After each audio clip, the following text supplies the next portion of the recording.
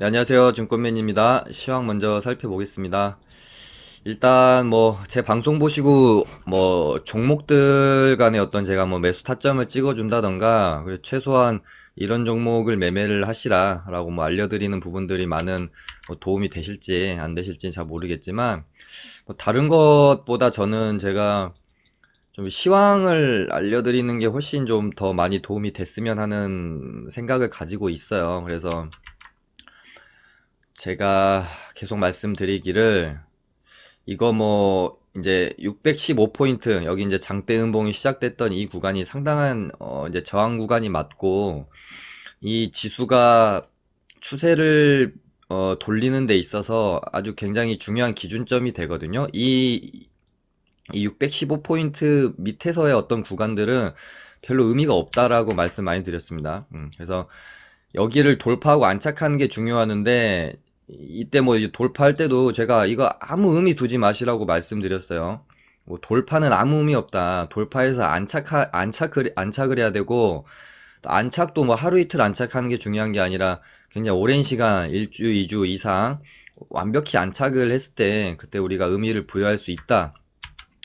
라고 했고 여기 이날 돌파하고 밀리는 거 보면서 이제는 조정 구간으로 염두를 해두고 매수를 해야 된다. 그렇게 좀 말씀을 드렸었죠. 근데 그 다음날 지소미아 종료 확대 때문에 개파락을 해서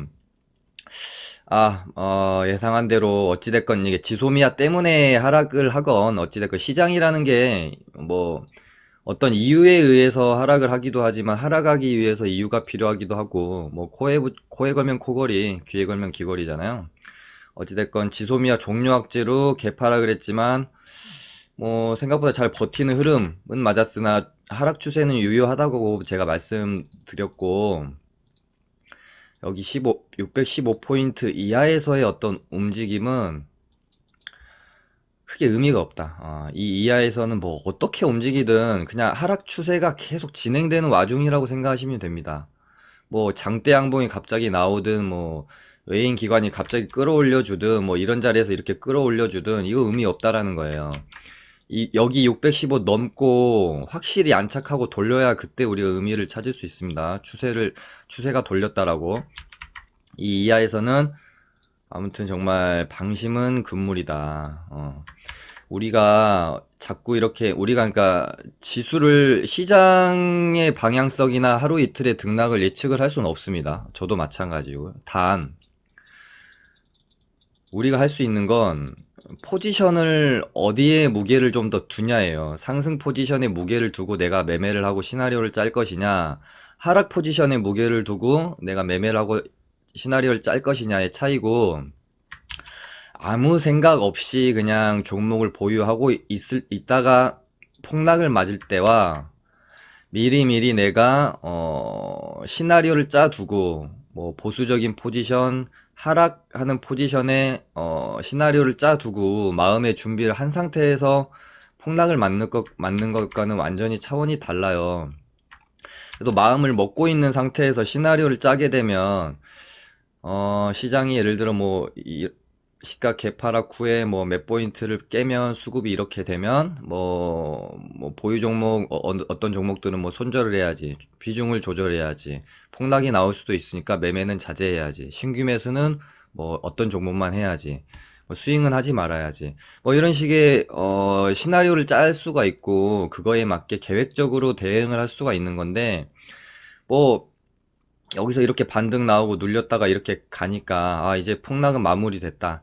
아예 폭락에 대한 시나리오를 전혀 짜놓지 않은 상태에서 맞이하게 되면 그냥 멍하니 있는 거예요, 장중에. 예를 들어 오늘같이 4% 이렇게 떨어지면 그냥 멍하니 있을 수밖에 없는 거죠. 그러다가 장중에는 멍하니 있다가 그 공포감이 극대화되는 순간에 우리는 어떻게 합니까? 손절을 하게 됩니다. 예를 들어 오늘 손절하신 분들은 별로 없을 거예요. 그럴 겁니다. 여기서 한 번 더 떨어지고 여기서도 고민을 많이 하다가 한 번 더 떨어지면 여기서 손절 많이 합니다. 근데 여기는 손절 구간이 아니라 어떤 구간이에요, 사실은? 매수 구간이죠. 그래서 내가 손절하고 나면은 반등이 나온다라는 말이 이런 이제 어떤 흐름 때문에 생기는 거거든요. 그래서 미리 내가 예상을 해놓으면서 매매를 하면 어떤 그 폭락의 시작점이라고 생각이 드는 순간에 아주 짧은 손절을 할 수가 있는데, 예상을 안 해놓으면 멍 때리고 있다가 최저점에 손절을 하게 될 수밖에 없다라는 겁니다. 일단 오늘은 4%대 폭락이 나왔습니다. 앞전에 우리가 뭐 이런 장들을 겪어서 그런지 이제는 뭐 4% 정도 폭락이 나와도 어떤 뭐 공포감이 들지 않죠. 하지만 어찌됐건 이제 제가 생각하는 지지 포인트는 585포인트, 여기 이제 지지를 받았던, 여기서 이렇게 이제 지지받았던 구간이거든요.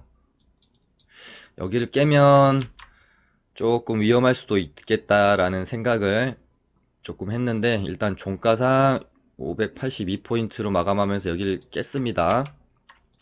뭐 하루 이틀은 반등이 나올 수는 있겠으나, 웬만하면은 전저점 한번, 뭐 전저점까지는 아니더라도 이 하락 추세가 좀 더 이어질 수 있겠다라고 생각을 하고 시장을 맞이해야 될 것 같습니다. 어. 외인이 매수를 외인이 매수를 했던 구간이 여기 저점 구간에서의 이틀 정도 매수가 들어오고, 이 위로는 개인만 그냥 계속해서 샀거든요. 그렇기 때문에 일단은 하루 이틀 정도는 하락이 더 나올 수 있겠다.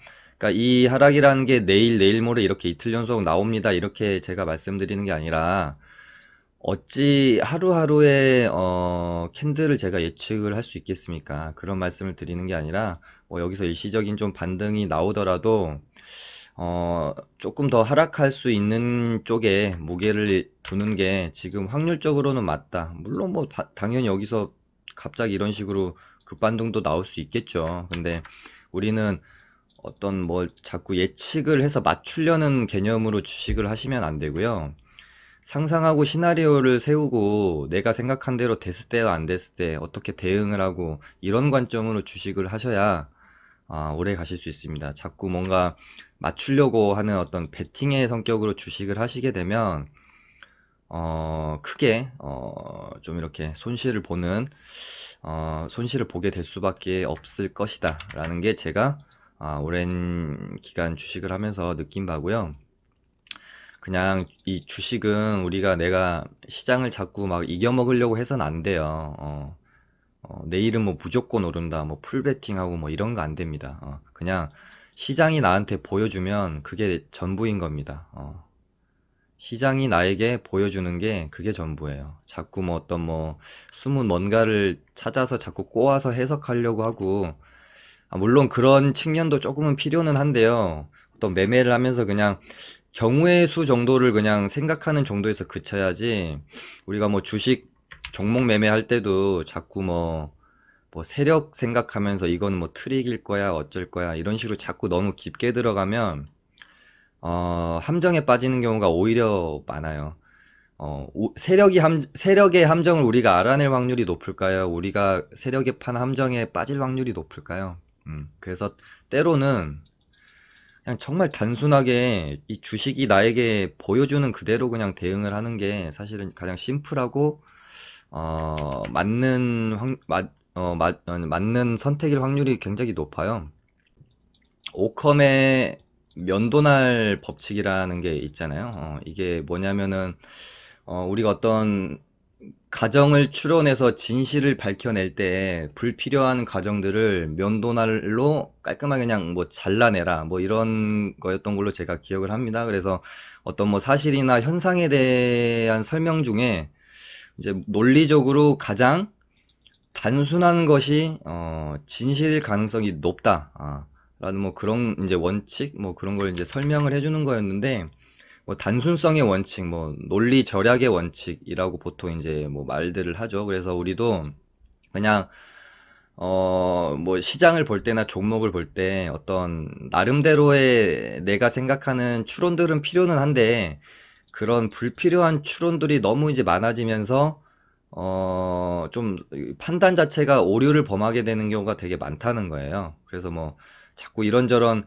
합리화를 이제 손절을 하지 않기 위한 내가 자꾸 합리화를 하는 거잖아요. 이거는 세력이 뭐 지금 트릭 주는 거야. 이거는 무조건 한 번은 올려줄 거야. 막 이런 식으로. 근데 뭔가 좀 판단이 잘 안 될 때는 그냥 가장 단순한 눈에 보이는 것을 가지고 결정을 할 때, 뭐 이제 좋은 판단이 되는 경우가 많습니다. 그래서 일단 뭐 지금 지수가 뭐 여기를 이제 추세를 넘고 안착하지 못하고 반등이 나온 다음에 어찌됐건 장대 음봉이 다시 한번 출현했잖아요. 제가 찍었던 영상 중에서 양봉만이 기준봉이 아니다. 장대 양봉만 우리가 기준봉이 아니라 장대 음봉도 상당히 우리가 안 좋게 좀 그 기준봉으로서 생각을 해야 되거든요. 아니요, 못 찾겠네요. 넘어가고요. 우리가 항상 장대 양봉이 나왔을 때만 뭔가 이렇게 돈인과 세력이 개입이 되어서 웬만하면 추세를 깨지 않는 뭐 이런 걸 생각하는데 사실상 장대 음봉도 마찬가지거든요. 장대 음봉도 돈이 개입이 된 거죠. 그래서 웬만하면 이 하락 추세가 깨지지 않을 가능성이 높아요. 장대 음봉이 출현을 하게 되면. 장대 음봉 출현했지만 기술적 반등이 나왔지만 떨어졌고, 장대 음봉 출현했죠? 기술적 반등 나왔지만 떨어졌죠? 장대 음봉 출현했죠? 기술적 반등이 장대 음봉에 여기까지도 나왔지만 떨어졌죠? 한번 방송에서 설명해드린 것 같은데 이거를 반대로 돌려보자고요. 얘가 이렇게 양봉이 이렇게 출현한 거예요. 그래서 똑같이 이런 식으로 대충 뭐 그릴게요. 대충 뭐 이런 식으로 오다가 이 양봉이 시작된 시작점까지 주가가 회귀했을 때 보통 어떻게 되죠? 제가 저번 금요일인가 목요일 영상에 알려드렸던 돈라인이라는 기법을 알려드렸었잖아요.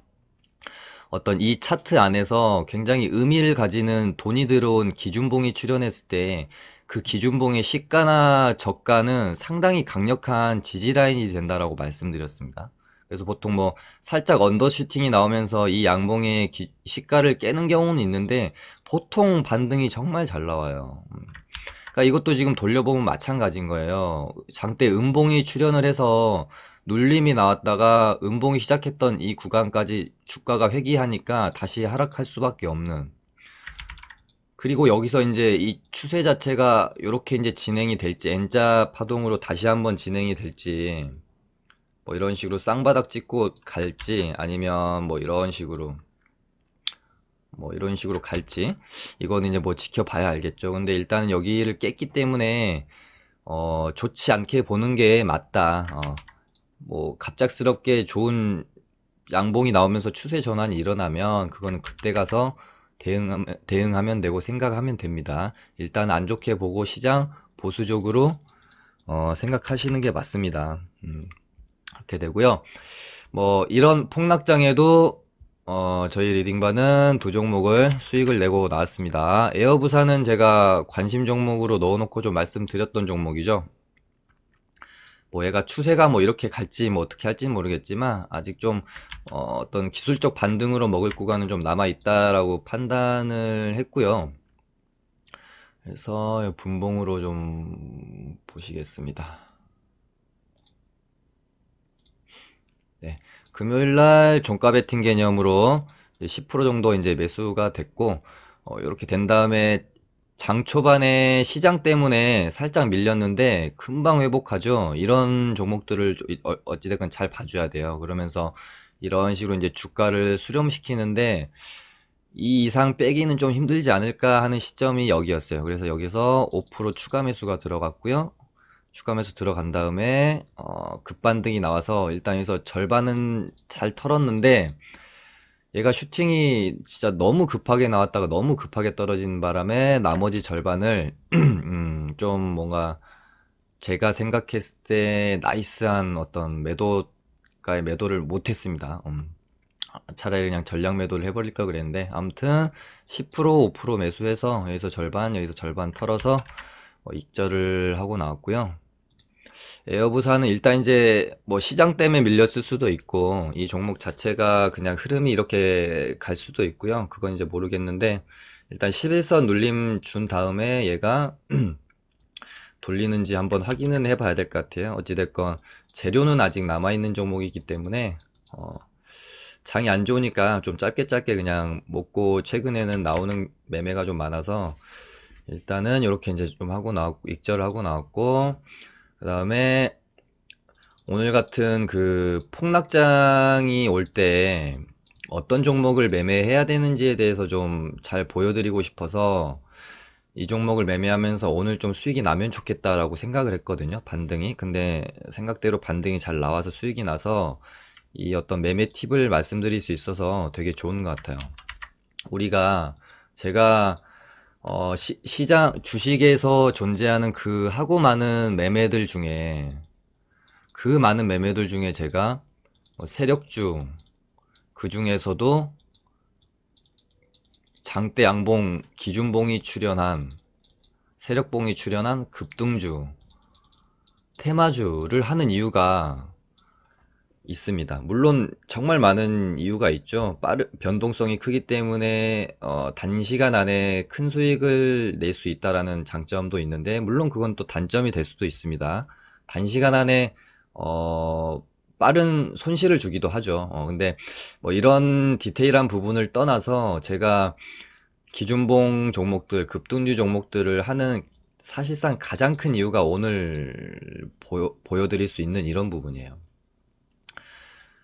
시장에 비교적입니다. 시장에 영향을 받지 않는 종목은 없어요. 아무리 대장주고 급등주고 하더라도 시장에 영향을 받지 않는 종목은 없는데, 여기서 이제 앞단에 제가 다른 것처럼 시장에 비교적 영향을 덜 받기 때문에 아무리 폭락장이 오고 그래도 수익을 낼 수 있는 구간이 존재하는 이 종목들이 기준봉 종목들, 급등주 종목들, 테마주 종목들입니다.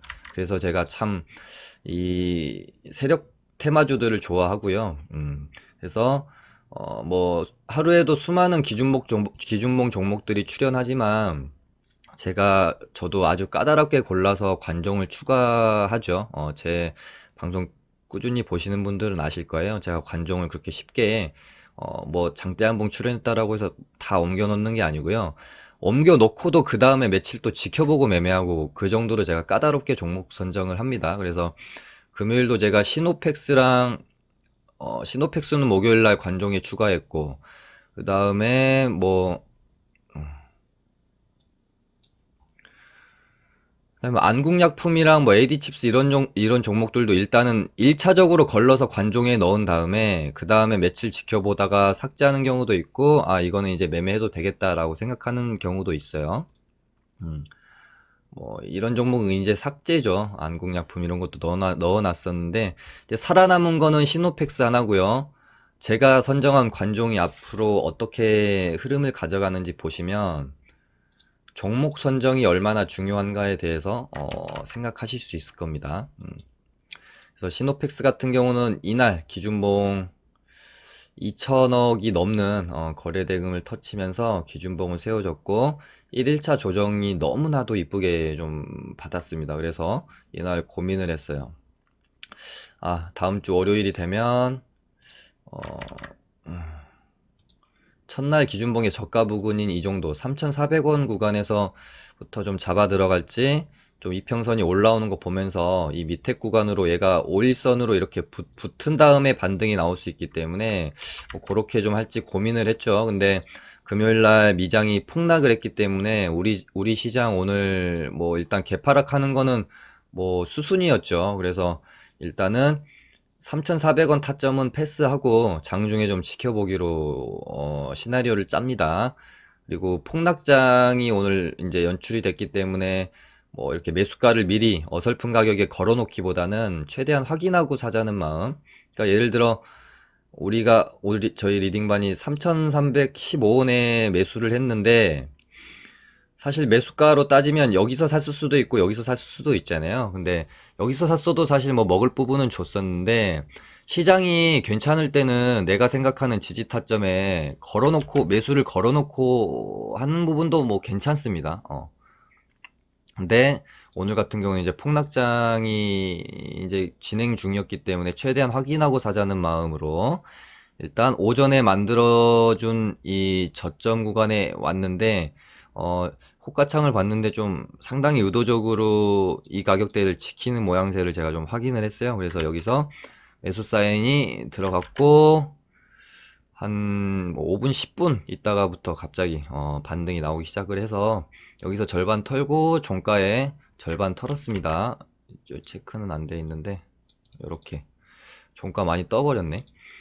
1차 매도가를 3,440원 제가 드렸고 2차 매도가를 3,480원 드렸는데 아무튼 얼추 비슷하게 잘 매도가 되어져서 나왔고,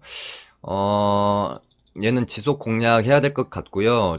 아직 세력 안 나갔기 때문에 얘가 내일 바로 한 번 더 갈 수도 있고 조금 더 눌렸다가 다시 갈 수도 있는데 바로 내일 바로 가게 되면은 뭐 이거는 그냥 보내줘야죠. 어쩔 수가 없습니다. 대신에 오늘 반등 후에 다시 한번 눌림 자리를 주면 재공략하려고 생각하고 있습니다. 시노펙스 간만에 좀 괜찮은 종목 나온 것 같아요. 여러분들도 방송 보시는 분들도 시노펙스라는 종목이 좋은 눌림을 준다면 잘 좀 매매를 해보시길 바랍니다.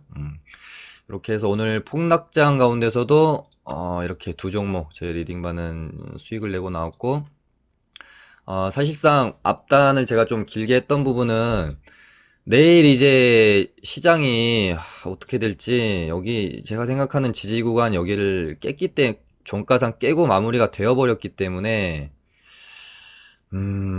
뭐, 뭐 하루 이틀은 요 정도의 뭐 반등이 혹시 나올지라도 결국에는 조금 더 하락 추세가 이어지지 않을까라고 생각이 들어서, 제가 뭐 물론 종목들을 보면서 이쯤 매수하면 괜찮겠다라는 타점은 있지만 지금 시장 때문에 이거를 매수를 해야 될지 말아야 될지 고민이 많이 돼요. 그 다음에 금요일날 관종드렸던 종목 중에 XINC, 얘는 요거 금요일날 제가 미리 그어놨던 선이죠. 이 타점 주면은 매수 해보겠다라고 말씀을 드렸었는데, 그리고 매수를 하려고 생각도 하고 있었어요. 얘가 이제 21선 이렇게 올라올 거고 여기 전고점 구간에 있고 이 타점 상당히 괜찮은 타점이다라고 생각을 하고 있었어요. 그래서 근데 오늘 우리 코스닥 시가가 마이너스 2.5%에서 시작을 했잖아요. 뭐 마이너스 뭐 0.5%, 마이너스 1%뭐 요 정도였으면 땡큐하고 매수를 했을 겁니다. 이 타점에서. 근데 오늘 마이너스 2.5%예요. 그러면 이거는 쉽사리 시가에 들어갔다가는 그냥 이런 식으로 무너져 버리는 차트가 나올 수도 있거든요. 물론 종목도 좋고 재료도 좋고 다 좋았죠. 근데 일단은 그래서 2370원에 매수 사인을 드릴까 하다가 일단은 패스를 했습니다. 근데 어찌됐건 제가 생각하는 타점에서 정확히 5%가량 반등이 나왔습니다. 뭐 결과론적인 얘기인데, 그러니까 이 자리가 만약에 11선 이런 자리였으면 과감하게 매수가 들어갔을 수도 있어요. 근데 21선 자리이기 때문에 만약에 여기 내가 시가에 베팅했는데 여기서 밀리면 한 이 정도까지도 답도 없이 밀릴 수 있는 상황, 힘을 급격하게 잃게 되거든요. 21선 밑에서는. 그렇기 때문에 조금 보수적으로 보느라고 매매가 못 들어갔는데 좀 아쉽긴 합니다. XINC. 그리고 뭐 로보로보도 고민은 조금 했어요. 여기가 뭐 한 뭐 종배로 봐도 괜찮은 좀 자리이긴 해서 뭐 종배 고민을 좀 했는데 일단은 패스. 이 모든 거는 제가 이제 시장 때문에 내일 시장이 정말 어떻게 될지 모르기 때문에 다시 한번 경각심을 주기 위해서, 뭐 그렇다고 완전히 이렇게 매매하지 마시고 손 놓으란 얘기는 아니지만 아직 이 구간이 지금 남아 있다라는 것, 한 550포인트까지는 열어놔야 되기 때문에 음봉 한 개 정도 더 떨어지면 여기서부터는 좀 생각하는 종목들을 분할 매수한다고 생각하고 매수해 볼 수가 있을 것 같은데 지금 이 자리는 조금 부담스러운 것 같아요. 만약에라도 전저점까지 보러 가게 되면 지수가 아직 뭐 한 6%, 7% 정도 하락 구간이 남아있기 때문에 그렇습니다. 조심하셔야 될 것 같고, 그 다음에 오늘 시장 주도주였던 종목은 탄소섬유 관련주인 아진산업이랑 일지테크 이렇게 두 종목이 오늘 시장을 정말 뭐 주도했던 것 같고요. 뭐 장중 단타도 노려볼까 했는데 시장이 너무 안 좋아서 일단은 좀 지켜만 봤던 종목이고요. 아진산업도 뭐 이제 어떤 그 이런 구간, 막 바닥에서 올라오는 새거, 우리가 보통 이제 새거라고 하죠.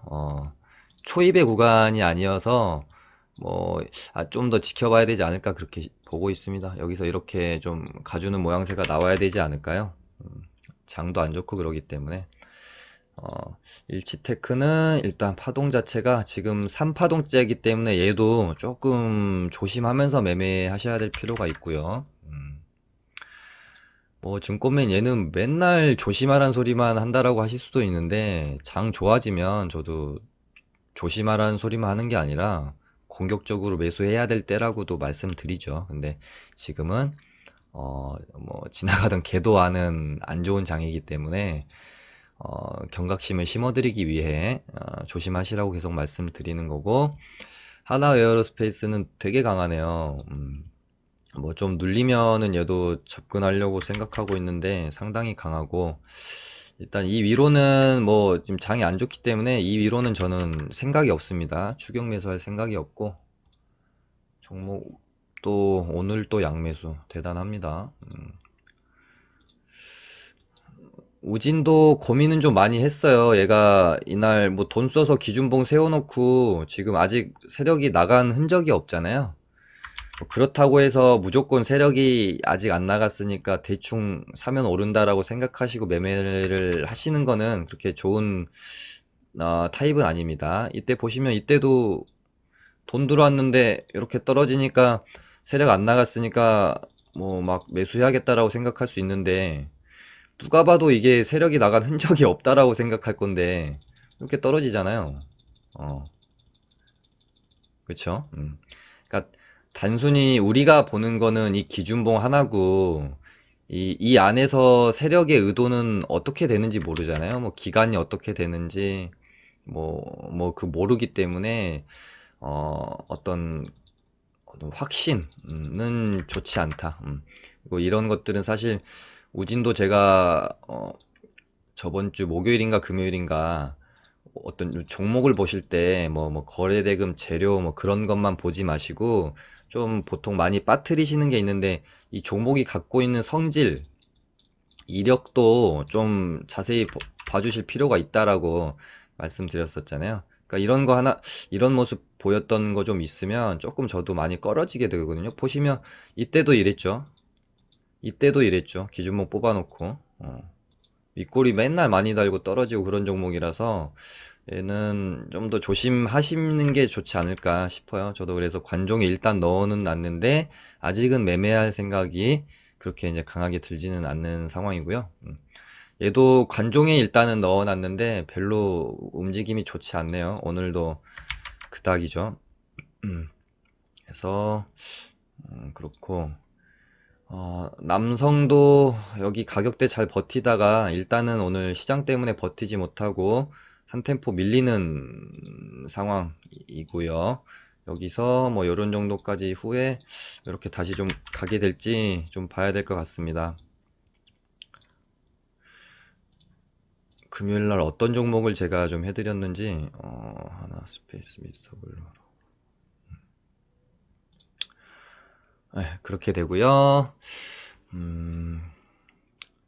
다음에 모남이랑 신성통상 관련해서 지금 불매운동 관련주들은 저는 사실 그러니까 뭐라 그럴까요?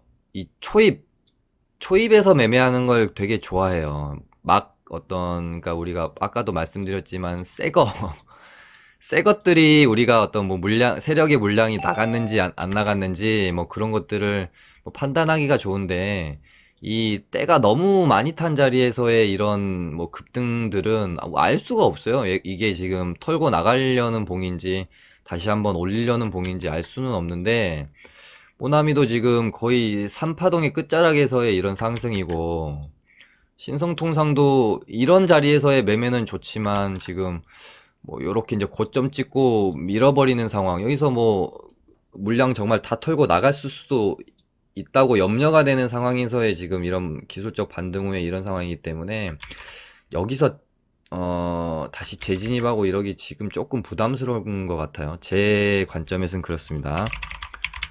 그러니까 기술적 반등으로 볼 것이냐, 여기서 지금 이거를 기술적 반등으로 볼 것이냐, 다시 한번 뭐 이런 식으로 가는 흐름으로 볼 것이냐의 차이인데, 뭐가 맞을지는 결과적으로 볼 수밖에 없겠지만, 저는 자리상으로 아직, 제 관점에서는 기술적 반등으로 보는 게, 맞지 않나. 일단은 그렇게 좀 보고 있습니다. 근데 뭐, 또 움직이는 게 그렇게 제가 생각한 것과 다르게 흐름을 이어가면, 그러면 그때 가서 매매를 하면 되니까요. 아직은 저는 조금 보수적으로 불매운동 관련주들 보고 있고요.